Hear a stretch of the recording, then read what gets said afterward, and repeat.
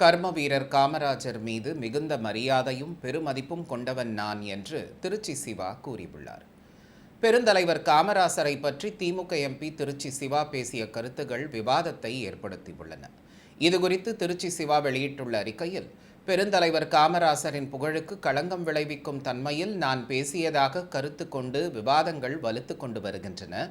நான் எதிர்வரிசையில் இருக்கும் தலைவர்களை பற்றி பேசும்போது கூட கண்ணியத்தோடு விமர்சிப்பதை பலரும் அறிவார்கள்.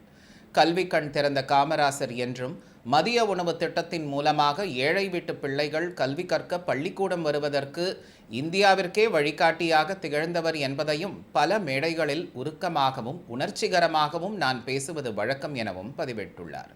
நாட்டு விடுதலை போரில் பல ஆண்டுகள் சிறையோகி தியாக தழும்பேறி முதலமைச்சராகவும், அகில இந்திய காங்கிரஸ் கட்சி தலைவராகவும் மக்கள் தொண்டாற்றி எல்லோர் மனதிலும் தனித்த இடம் பிடித்த பெருந்தலைவர் காமராசர் அவர்கள் மீது மிகுந்த மரியாதையும் பெருமதிப்பும் கொண்டவன் நான் எனவும் பதிவிட்டுள்ளார். அண்ணா, கலைஞர், தளபதி வழியில் கண்ணியம் காக்கும் கடமை கொண்ட கழகத் தொண்டன். இந்த விளக்கத்தினை எல்லோரும் அன்பு கூர்ந்து ஏற்று என் உரையில் நான் கூறிய செய்தியை மேலும் விவாத பொருளாக்கிட வேண்டாம் என அனைவரையும் அன்புடன் வேண்டி கேட்டுக்கொள்கிறேன் எனவும் பதிவிட்டுள்ளார்.